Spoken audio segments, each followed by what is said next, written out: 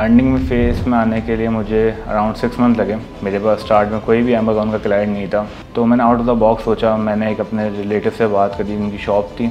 मैं उनकी पूरी शॉप, वर्चुअली शॉप उठा के मैंने उनको दराज पे उनकी सारी चीज़ें प्लेस करी। अल्हम्दुलिल्लाह आज वहाँ से हमारे उनकी शॉप से दराज पे 7 to 8 लाख का रेवेन्यू जनरेट हो रहा है। बहुत से मेरे बैच में भी ऐसे लोग थे कि जिनको बैच ख़त्म होने से पहले ही क्लाइंट्स मिल गए, काम मिल गया, उनकी प्रोडक्ट हंटिंग हो गई, सेल हो गई। मेरे साथ ऐसा बिल्कुल नहीं हुआ। ठीक है, तो आपको सक्सेस के लिए वेट करना होता है।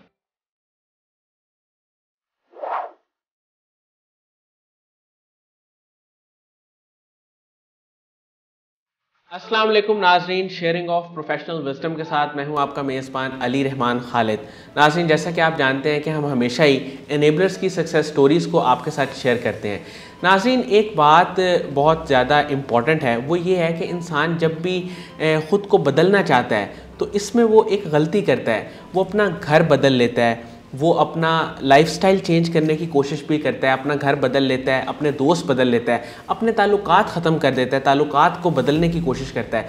लेकिन जहाँ वो गलती करता है, वो गलती ये होती है कि वो ख़ुद को नहीं बदलता, जिसकी वजह से उसकी ज़िंदगी में कोई बेटरमेंट नहीं आती, कोई तब्दीली नहीं आती, कोई चेंज नहीं आती और कोई पॉजिटिविटी नहीं आती। तो हमें अपने आप को ख़ुद को बदलने की ज़रूरत है और अपने आप को डेवलप करके उस स्टेज पे लेके जाने की ज़रूरत है जहां हमारी वैल्यू हो, लोगों की ज़िंदगी में भी और अपने काम में भी हम एक ऐसी वैल्यू ऐड कर सकें जो हमारी स्ट्रेंथ बन सके, ना कि वीकनेस। आइए ई कॉमर्स की एक सक्सेस स्टोरी से हम इस आपसे बातचीत का आगाज़ करते हैं। जो आज मेहमान हमारे साथ मौजूद हैं, अली असगर साहब, हम इनसे जानेंगे कि इन्होंने ई कॉमर्स का रुख कैसे किया, कैसे ये एक फ़ेसबुक एडवर्टाइजमेंट का काम करते थे, वहाँ से फिर ये ई कॉमर्स की तरफ आए और आज ये माशाल्लाह बहुत अच्छी अर्निंग कर रहे हैं। तो जो चेंज का प्रोसेस था वो इन्होंने इंटरनल से स्टार्ट किया, यानी ख़ुद को चेंज किया तो बाकी सारी चीज़ें चेंज हो गई। लेकिन अगर आप एक्सटर्नली चीज़ों को चेंज करने की कोशिश करेंगे तो वो सारी ज़िंदगी भी लग जाएगी, लेकिन वो चीज़ें ना चेंज हो पाएंगी ना बेहतर हो पाएंगी। वक्ती तौर पे आपको ज़रूर ऐसा लगेगा कि आप शायद कुछ चेंज कर रहे हैं, कुछ बेहतर कर रहे हैं, लेकिन वो सिर्फ चीज़ों की हेर फेर होगी, लेकिन चेंज नहीं होगी। आइए इनसे मिलते हैं और जानते हैं। अस्सलाम वालेकुम अली असगर साहब, कैसे हैं आप? ठीक हैं? अस्सलाम, अल्हम्दुलिल्लाह। सर, मुझे ये बताइएगा कि फ़ेसबुक एडवर्टाइजमेंट और फेसबुक पेज को रन करना, वहाँ से ई कॉमर्स में आप कैसे आए? मेरा सफ़र कुछ यूँ स्टार्ट हुआ कि मैं फेसबुक का एक पेज रन कर रहा था जिस पर मैं डिफरेंट प्रोडक्ट सेल आउट कर रहा था।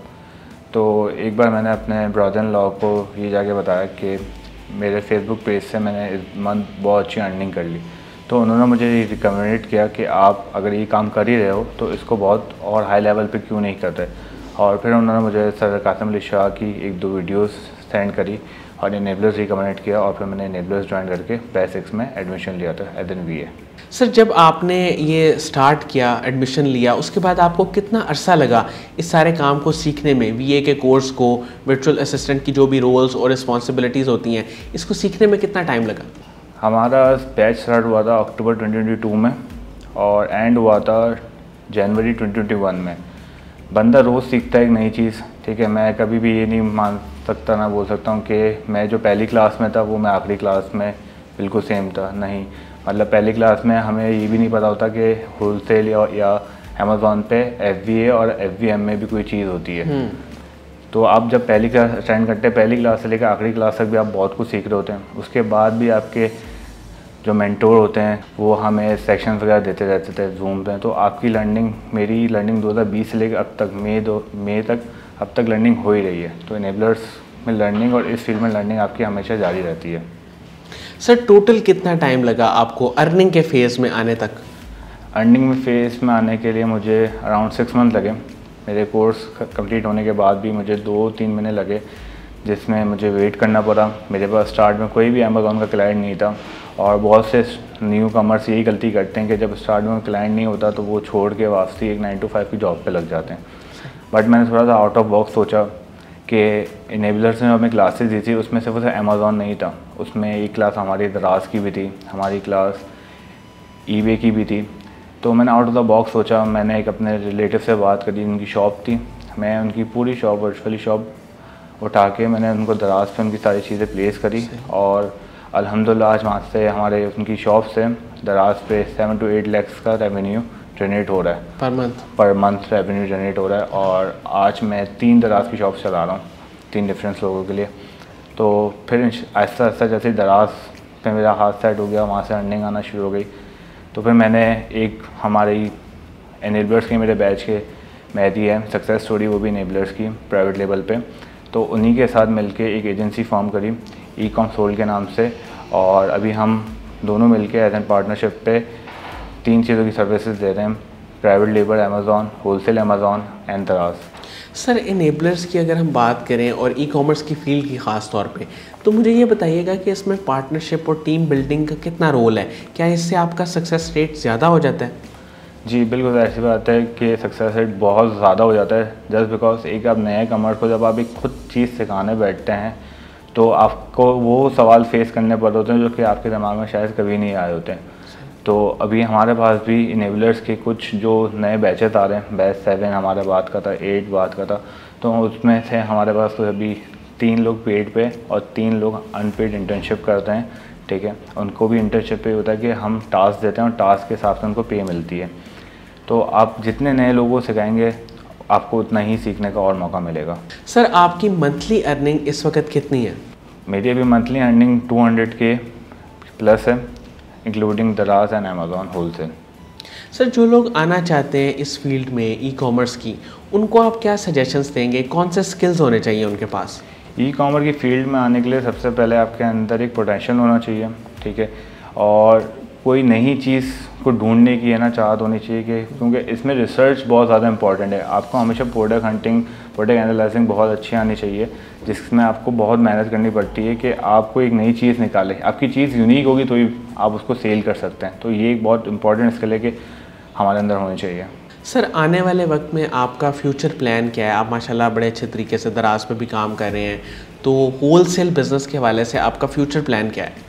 हमारा भी इंशाल्लाह फ्यूचर प्लान ये है कि हम अपनी एजेंसी को आगे ग्रो करते हुए देखना चाह रहे हैं, और जो न्यू कमर्स इनेबलर्स में आ रहे हैं, इस फील्ड में आ रहे हैं, हम चाह रहे हैं कि हम उनको मौका दें कि हमें ज्वाइन करें और मिलके एज एन टीम ग्रो करें। सर इनेबलर्स का एनवायरनमेंट आपको ओवरऑल कैसा लगा? इनेबलर्स का एनवायरनमेंट नो डाउट बहुत अच्छा है। ठीक है, मतलब ऐसा कभी नहीं हुआ कि हमारा कोर्स ख़त्म हो गया और उसके बाद हमें कोई गाइडलाइन नहीं मिल रही। आर्ट्स होते हैं हमारे, जूम की क्लासेस होती है जिसमें हमें हमारी बहुत सारी क्वेरीज हल होती है। ठीक है, हमारे सीनियर्स जो हैं वो जूम्स के आर्ट्स ले रहे होते हैं, तो इससे बहुत सारी आपको नई नई चीज़ें सीखने मिलती है।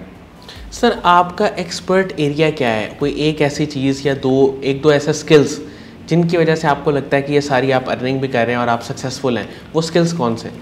प्रोडक्ट एनालाइजिंग एक ऐसी चीज़ है जिसमें मैं बोल सकता हूँ कि मैं थोड़ा एक्सपर्ट हूँ, स्ट्रॉन्ग हूँ, कि मैं उस चीज़ पे अपनी अर्निंग को ज़्यादा अर्न कर लेता हूँ। सर साकिब अज़हर साहब का एक विज़न है, वो लोगों को इनेबल करना चाहते हैं, उनके विज़न को, उनकी कोशिश को और उनके ख्वाब को आप कैसे देखते हैं? जी बिल्कुल, ये है कि सर साकिब अज़हर की मतलब आज उनकी वजह से बहुत सारे स्टूडेंट आज इतने सक्सेसफुल हैं। उन्होंने ये हमें इनेबलर्स का एक प्लेटफॉर्म दिया जिस पे हम चल के आज यहाँ तक पहुँचे। मैं ऐसा साकिब अज़हर का बहुत शुक्रिया अदा करता हूँ कि उन्होंने हमें ऐसा प्लेटफॉर्म दिया कि जहाँ हम आज यहाँ तक पहुँच के इतनी सक्सेस हासिल कर सकते हैं, और आने वाले लोगों को भी बहुत हेल्पफुल है ये चीज़ें।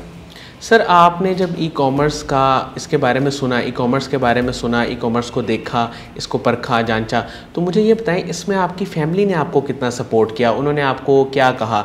उन्होंने इस पे आपको मोटिवेट किया या उन्होंने डीमोटिवेट किया? उन्होंने क्या कहा कि आप करें इसको? क्या था उनका सजेशन? मतलब अल्हम्दुलिल्लाह मेरी फैमिली ने हमेशा मुझे मोटिवेट किया है। ठीक है, अक्सर रातों को लेट हो जाता है, दिन में 3-4 घंटे सो रहे होते हैं, सुबह से काम कर रहे होते हैं, तो अक्सर घर पे टाइम पूरा अफसर आता है, नहीं दे पा रहे होते हैं। तो अल्हम्दुलिल्लाह फैमिली बहुत सपोर्ट करती है, और आपकी फैमिली को भी इस चीज़ में सपोर्टिव होना पड़ता है, क्योंकि एक नई बुनियाद रखने में और नया बिज़नेस खड़ा करने में आपको बहुत हार्ड वर्किंग होती है। सिर्फ वो एक सिंगल हैंड बंदे की कुर्बानी नहीं हो रही होती है, आपकी पूरी फैमिली कुर्बानी दे रही होती है एक न्यू बिज़नेस को बिल्ड करने के लिए। सर मुझे ये बताएं कि बहुत सारे लोग आते हैं ई कॉमर्स की फील्ड में, लेकिन वो सक्सेसफुल इस सेंस में नहीं हो पाते क्योंकि उनके अंदर कंसिस्टेंसी नहीं होती। आप क्या समझते हैं ई कॉमर्स की सक्सेस कैसे हासिल की जा सकती है? ई कॉमर्स सक्सेस हासिल करने के लिए सबसे पहले तो मतलब बहुत से मेरे बैच में भी ऐसे लोग थे कि जिनको बैच ख़त्म होने से पहले ही क्लाइंट्स मिल गए, काम मिल गया, उनकी प्रोडक्ट हंटिंग हो गई, सेल हो गई। मेरे साथ ऐसा बिल्कुल नहीं हुआ। ठीक है, तो आपको सक्सेस के लिए वेट करना होता है। ठीक है, ऐसा नहीं है कि सक्सेस आपको फ़ौरन मिल जाए। हर चीज़ का खुदा ने एक सही वक्त रखा है कि जो वक्त सही होगा उस चीज़ के लिए आपको उस वक्त ही मिलेगी, ठीक है। तो सक्सेस के लिए आपको वेट करना है, ठीक है। दूसरी बात ये कि आप जितना आपके पास नॉलेज है, आप जितना लोगों को नॉलेज शेयर करेंगे, आपकी खुद की नॉलेज उतनी ही बढ़ेगी, ठीक है। बाकी तीसरी ये है कि अपने माँ बाप का ख्याल रखें, उनकी इज़्ज़त करें। बाकी माँ बाप की दुआओं से बढ़ के कोई और चीज़ नहीं है दुनिया में, तो इंशाल्लाह सक्सेस ज़रूर मिलेगी हमें पे। Thank you so much Ali Asgar साहब, आपने हमारे लिए टाइम निकाला। नाज़रीन, मुझे उम्मीद है कि जिस तरह इन्होंने बताया कि टाइम बहुत इंपॉर्टेंट है, वो आपको बहुत ज़्यादा देना पड़ता है, ख़ास तौर पे स्टार्ट में, ताकि आप ई कॉमर्स से रिलेटेड चीज़ों को सीख सकें। और बीइंग अ वर्चुअल असिस्टेंट भी आपकी जो है वो हैंड्स ऑन एक्सपीरियंस के लिए, आपको प्रैक्टिस के लिए एक लंबा टाइम चाहिए, आपको 7-8 घंटे भी कई लोगों को देने पड़ते हैं। लेकिन अगेन वही बात आ जाती है कि हर इंसान की अपनी अपनी कैपेसिटी होती है। कुछ लोग जल्दी चीज़ों को ग्रैब कर लेते हैं, सीख लेते हैं, और कुछ लोगों को थोड़ा सा टाइम लगता है, लेकिन एट द एंड इसका रिज़ल्ट ज़रूर निकलता है। इसी नोट पे इजाज़त दीजिए और अल्लाह हाफ़िज़। इंशाल्लाह दोबारा मुलाकात होती है।